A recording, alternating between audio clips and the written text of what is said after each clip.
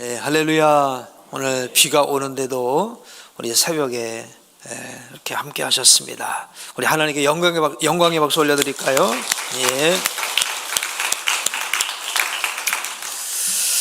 오늘 정말 참 단어는 너무 좋은데 너무 사실 힘든 이 내용 충성에 대해서 살펴보도록 하겠습니다. 이제 갈라디아서 5장 22절 23절 말씀 우리 암송해 보겠습니다. 시작. 오직 성령의 열매는 사랑과 희락과 화평과 오래 참음과 자비와 양선과 충성과 온유와 절제니 이 같은 것을 금지할 법이 없느니라. 아멘. 자, 오늘 이제 충성에 대해서 살펴보겠습니다. 이제 피스티스라고 하는 이 헬라어의 충성은 믿음, 신뢰, 충성 이렇게 같이 써지는 단어입니다. 이제 우리는 잘하였도다 착하고 충성된 종아라고 하는 이런 주님의 최종적인 평가를 이제 모두 듣고 싶어하는 그런 우리 성도들인 줄로 믿습니다. 그런데 참 충성이 쉽지가 않아요. 왜 충성이 쉽지 않으냐? 내가 죽어야 충성이 되거든요. 사실 내가 살면 충성이 이루어질 수가 없습니다. 그래서 오늘 우리가 신앙생활을 할 때도 보면 저분이 이렇게 열심을 내지? 그럼 자기가 뭘 잘 되기를 원해서 자기가 바라는 게 이루어지기를 위해서 이렇게 열심을 내는구나. 대부분 그런 경우가 많습니다. 정말 주님이 잘 되기를 위해서 열심을 내고 헌신하는 분이 극소수예요. 그래서 주님께서 보실 때 정말 착하고 충성된 종아, 그러니까 나를 위해 충성했다는 거잖아요. 그렇죠? 너를 위해 충성한 게 아니라 나를 위해 충성한 거예요. 그러니까 자기를 위해 충성한 것은 그건 이기적인 것이고요. 주님을 위해 충성해야 주님께서 보실 때 충성되다고 말씀하시니, 그러니 우리 이기적인 자기중심적인 본질을 갖고 있는 우리가 충성한다는 게 참 쉽지가 않습니다. 그래서 이 충성의 열매가 오늘 우리 가운데 성령의 열매로서 맺어져야 될 줄로 믿습니다. 살기 위해 주 따르지 않고 죽기 위해 주를 따르며 제일 어려운 찬양인 것 같아요. 근데 우리는 그냥 습관적으로 멜로디가 너무 좋으니까 그냥 감미로워서 할 경우가 참 많은 것 같습니다.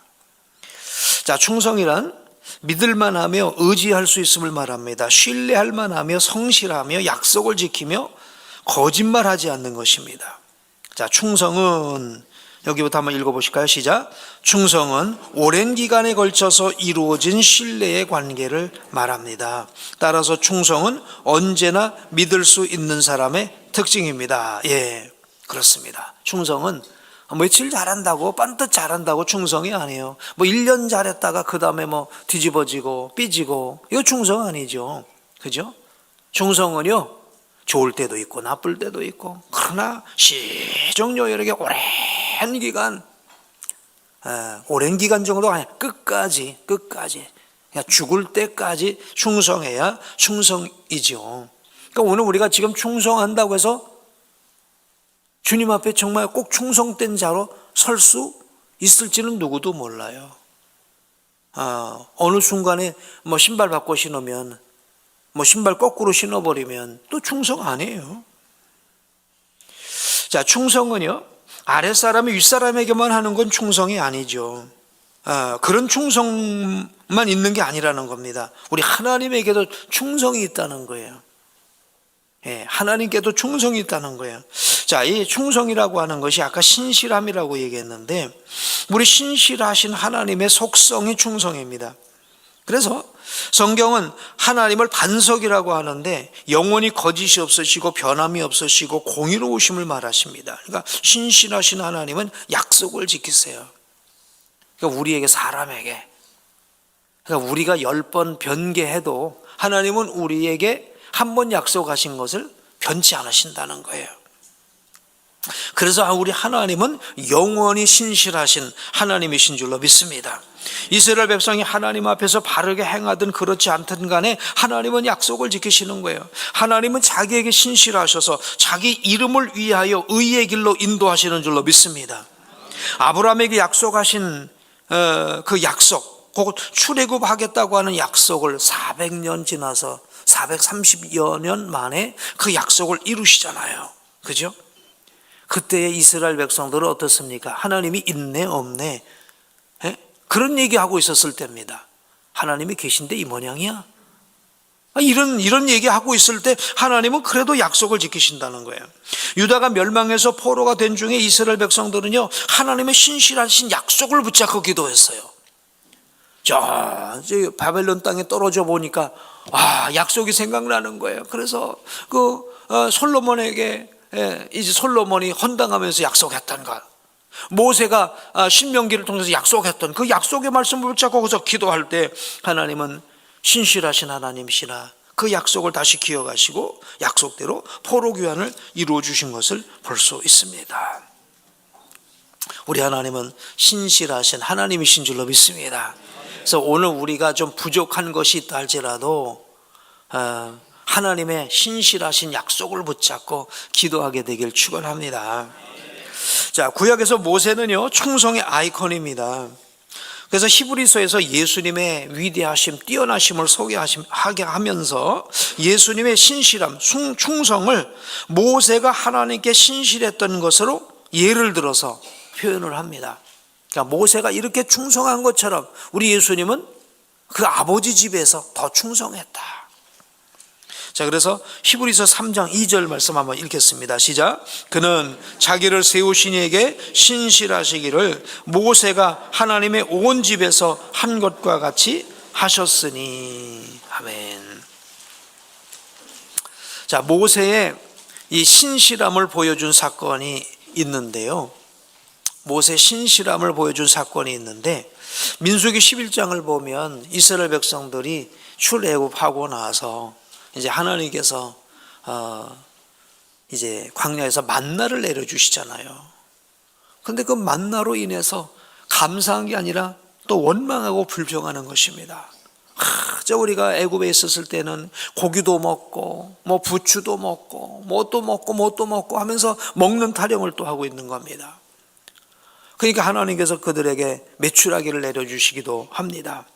그러면서 끊임없이 불평을 하니까 모세가 너무 힘들어 갖고 하나님께 하소연을 하는 겁니다. 어떻게 내가 이 백성을 낫기라도 했습니까? 어떻게 이 백성을 내가 다 인도합니까? 차라리 나를 데려가 주세요. 얼마나 힘들었으면 그럽니까? 그저 하나님께서 그럼 장로 70명을 소집하라는 거예요. 그래서 장로 70명을 이제 소집을 해서 그들에게도 너에게 주었던 영을 그들에게 주어서, 너에게 주었던 영을 그들에게도 주어서 함께 나누어서 이제 백성들을 다스리게 하겠다라는 겁니다. 그런데 이제 장로 70명을 불렀는데 아마 두 사람이 삐졌는가 봐요. 여기 보니까 멜닷과 에닷이라는 두 장로가 나오질 않은 겁니다. 자, 그랬을 때 하나님께서 장막에 나온 사람들에게 영을 부어주셔서 막 그들이 예언을 막 하는 겁니다. 근데 알고 보니까 그들만 한 게 아니라 저 장막에서 나오지 않은 두 사람에게도 똑같이 하나님의 영이 임하여 예언을 하게 된 거예요. 근데 이 모습을 누가 봤느냐? 여호수아가 본 거예요. 그러면서 모세에게 나와서 나오라고 하는데 나오지도 않고 장막 안에 있으면서, 근데 영이 임한 이 멜닷과 에닷이라는 저 두 사람이 있는데 이 사람에게는 이런 그 예언하는 거 금지시켜 달라고. 그랬더니 모세가 민수기 11장 29절에 이렇게 이야기를 합니다. 한번 읽어보실까요? 시작. 모세가 그에게 이르되 내가 나를 두고 시기하느냐? 여호와께서 그의 영을 그의 모든 백성에게 주사 다 선지자가 되게 하시기를 원하노라. 물론 여호수아는 모세의 질서를 지키고 모세의 권위를 지키고 그러기 위해서 이렇게 얘기했어요. 충성된 마음을 갖고 했어요. 근데 모세는 그렇게 하지 않은 거예요.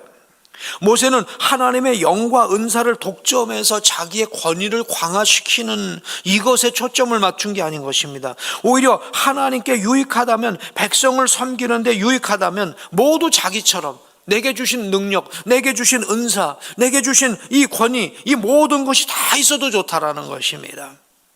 이게 모세의 신실한 마음이었다는 거예요. 그러니까 말로는 하나님 나라를 세우는데 사실 자기 나라 세우는 사람도 있거든요. 네. 말로는 하나님 나라, 근데 다 자기 나라를 세우는 거예요. 말로는 하나님께 영광, 근데 자기 권위를 세우는 거예요. 이게 이제 사실 리더들이 빠지는 아주 위험한 함정이죠. 예.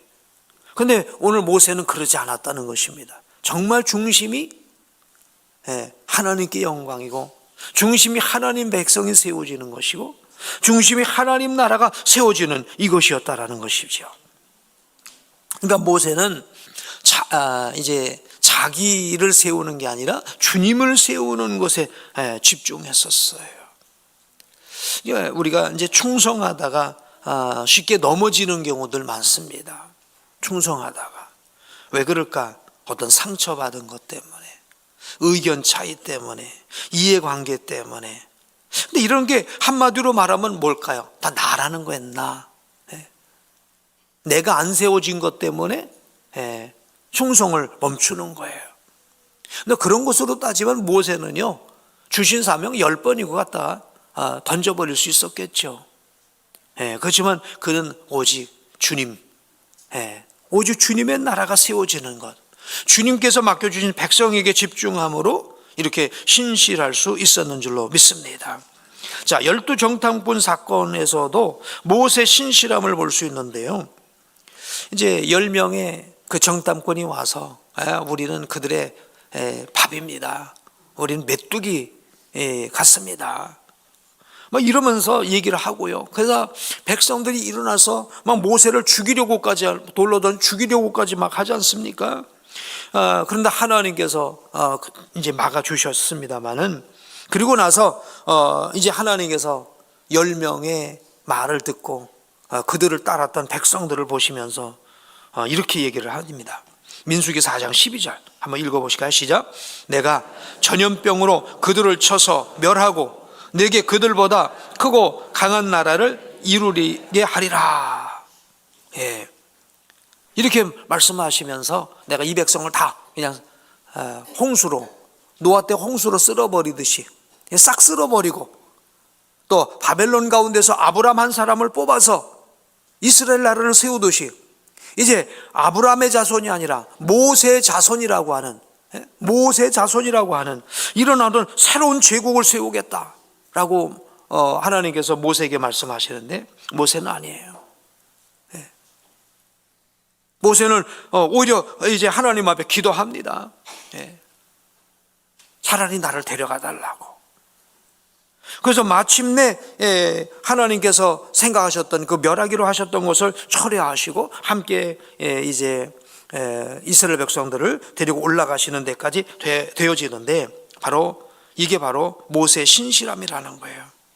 자기 나라가 세워지는 게 아니라 하나님 나라가 세워지는 것. 자기 나라가 세워지는 게 아니라 하나님 나라 세워지는 것. 그러니까 우리가 신앙생활을 하면서 어떤 내 명성을 쌓아가고, 교회 안에서도 내 어떤 나름대로 영향력을 쌓아가고, 그리고 그런 것들이 쌓아가는 것이 쌓아질 때에 그것을 만족으로 생각하고 그것을 보람으로 생각하고 이런 경우가 있단 말이죠. 우리는 오직 주님의 나라가 세워지는 이것을 위해서 헌신하고 충성해야 될 줄로 믿습니다. 자, 예수님의 충성은 누구와도 비교될 수 없습니다. 주님께서 십자가를 지심은 충성의 표현입니다. 요한복음 17장 4절 말씀 읽겠습니다. 시작.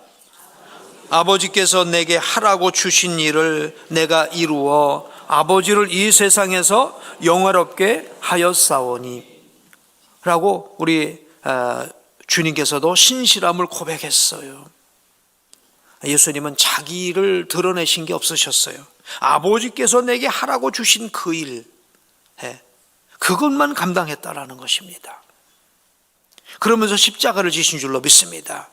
그래서 주님의 십자가는 충성의 열매 중에 최고의 열매인 줄로 믿습니다. 그래서 이렇게 죽기까지 충성하셨던 우리 주님께서 제자들에게 무엇을 요구하신다고요? 충성을 요구하신다는 거예요. 그래서 나더러 주여 주여 말하면서 자기를 위해서 일하는 사람을 하나님은, 우리 주님 충성이라고 말하지 않은 거예요. 그래서 모른다는 거예요. 입술론 주여인데 사실은 알고 보면 나요가 되는 경우가 많아요. 그죠? 입술론 주여인데 사실은 나요가 많다라는 거예요. 이럴 땐 모른다는 거예요. 반면 착하고 충성된 종에게는 주인의 즐거움에 참여할 것이라고 약속하십니다. 그래서 충성된 마음은 착한 마음을 가져야 돼요. 어떤 마음이요? 나를 위한 마음이 아니라 주인을 위한 마음, 주님을 위한 마음이어야 될 줄로 믿습니다. 재물에도 신실할 것을 명령하십니다. 누가복음 16장 10절 11절 읽겠습니다. 시작. 지극히 작은 것에 충성된 자는 큰 것에도 충성되고 지극히 작은 것에 불의한 자는 큰 것에도 불의하니라. 너희가 만일 불의한 재물에도 충성하지 아니하면 누가 참된 것으로 너희에게 맡기겠느냐. 요즘 그런 얘기 할 수 있는 것 같아요. 선교할 때 그래도 헌금 보내는 게 제일 쉬운 것 같아요. 그죠? 헌금 보내는 게 제일 쉬운 것 같아요. 그래서 우리 선교 보고 하는 내용들을 보면 거기 가서 헌신하고 삶을, 젊음을 송두리째 바쳐서 일하시는 분들을 보면요, 정말 물질 보내는 게 제일 쉬운 것 같아요. 근데 이 불의한 재물에도 충성하지 못하다면 어떻게 우리가 충성할 수 있겠어요? 자, 충성에는 정직과 책임감을 요구합니다. 충성은 신뢰가 바탕입니다. 앞서서 말씀드린데 충성은 장기적이며 꾸준하고 믿을만하며 평생에 걸친 헌신의 결과로 이루어집니다. 자, 그러므로 같이 읽겠습니다. 시작. 그러므로 우리의 구원자이시며 주인이시며 이신 예수 그리스도에게 충성해야 합니다. 복음에 대해 충성해야 하며 교회 공동체에 충성해야 합니다. 또 하나님께서 우리에게 맡겨주신 사명에 충성해야 합니다. 그리고 선교의 대상인 세상 사람들에게도 우리의 신실함을 나타내야 합니다. 요즘 우리 교회 기관의 활성화가 자꾸 이루어지는 것 같습니다. 누군가 충성된 사람이 있어서 그래요. 누군가 충성된 한 사람의 헌신, 이런 것들이 있다 보면 그러니까 우리가 교회 공동체에도 충성해야 돼요. 나하고 안 맞는다고 이래서가 아니라 교회 공동체에도 헌신해 충성해야 되겠습니다. 자, 로마서 16장에 보면 바울은 충성스러운 사람들의 이름들을 쭉 열거하고 있습니다. 오늘 우리의 이름이 교회에서도 아무개 이렇게 충성스러웠어 라고 했던 그 이름으로 열거되어질 수 있게 되기를 축복합니다. 그들의 삶 속에 나타난 성령의 열매를 보면서 하나님께 영광을 돌리고 있습니다. 우리의 충성이 하나님 앞에서 잘하였도다 착하고 충성된 종아 라고 칭찬과 상급을 받을 수 있게 되길 축원합니다. 현 시대에는 충성이 사라지고 충신이 없는 시대라고 해요. 자기만 있는 시대라고 합니다. 착하고 충성된 종으로, 충성된 종을, 충성의 열매를 많이 맺힐 수 있도록 무엇보다도 하늘에 신령한 복을 주셔서 나 같은 걸 택하시고 하나님의 자녀로 삼아주신 그 은혜 감사함으로 맡은 자에게 구할 것은 충성이라 하셨으니 우리 주님 앞에서 잘하였구나 착하고 충성된 종아 라고 이제 부름받을 수 있도록 주님 나에게 충성의 성령의 열매를 주십시오 라고 기도하는 오늘 이 새벽 되시길 원합니다. 기도하겠습니다.